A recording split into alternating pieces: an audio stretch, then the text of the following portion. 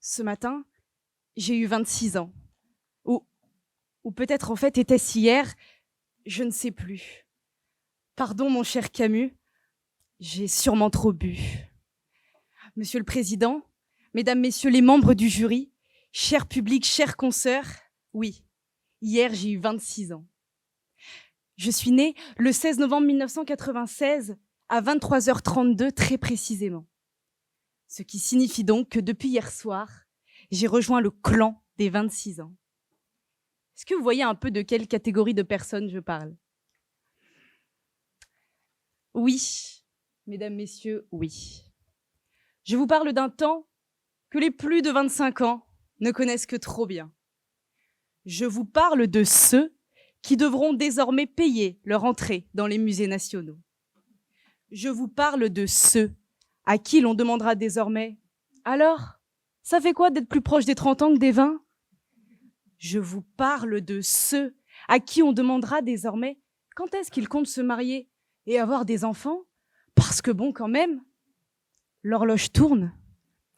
Je vous parle ici de Kenji Girac, de Benjamin Pavard, de Timothée Chalamet, de Jordan Bardella, et aussi, mais oserais-je dire surtout, d'Aya Nakamura. Aya Nakamura, mesdames, messieurs, elle a aujourd'hui 27 ans. Alors, si l'on n'est pas sérieux quand on a 17 ans, que dire de ceux qui en ont 27? Et pourtant, hier encore, j'avais 20 ans. Je caressais le temps, nous chantait Aznavour. 38 ans plus tard, Laurie ajoutait qu'à 20 ans, on est invincible. Oui, à 20 ans, rien n'est impossible. Et moi, je me souviens avec émotion de mes 20 ans. 20 ans, c'est l'âge de tous les possibles. C'est l'âge de l'insouciance. C'est l'âge auquel, justement, l'âge n'est même pas une préoccupation. Et 20 ans, c'est justement l'âge que j'avais quand Aya Nakamura a sorti son premier album.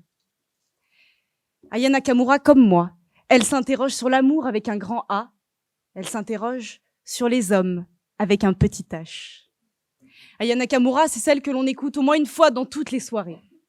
Aya Nakamura, c'est celle que l'on écoute dans la voiture, sur le chemin pour aller au travail. Et puis, vous savez quoi? Monsieur le Président, Mesdames, Messieurs les membres du jury, je vais vous faire une confession.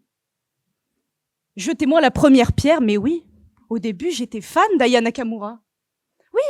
Oui, je l'avoue, Mesdames, Messieurs, l'espace d'un instant, j'ai failli épouser la thèse de ma consoeur. Mais je vous rassure, ce ne fut qu'un mirage. Alors, les questions que je me pose sont les suivantes. Est-ce que danser sur une musique signifie que l'on en apprécie l'interprète? Peut-on séparer Aya de Nakamura? La musique adoucit-elle les mœurs? Hello, papy, mais qu'est pas ça? Tant de questions qui se bousculent dans ma tête, tels sont les malheurs de sophiste. Alors ce soir, j'accuse Aya Nakamura de crimes contre la langue française. J'accuse Aya Nakamura de non-diversification des thèmes abordés dans ses chansons. Oui, j'accuse Aya Nakamura de ces deux mots, ce qui correspond à peu près au nombre qu'elle en utilise dans ses chansons. Mesdames, Messieurs, ce matin, la langue française est morte. Ou peut-être était-ce hier, d'ailleurs, je ne sais plus. En réalité, c'était en 2017, hélas. Mesdames, Messieurs, fermez la porte, il y a la Pouki dans le sas. Vous non plus, vous n'avez toujours pas compris le sens de cette expression? Je vous rassure, personne d'autre. Et d'ailleurs, dans ce même titre, Pouki, Aya Nakamura commence en chantant, je cite, « Ouais, je le sens, t'as le seum, j'ai la boca ». Et pour tout vous avouer, moi, à première écoute, j'ai cru qu'elle disait « Ouais, je le sens, t'as le seum, j'ai l'avocat ».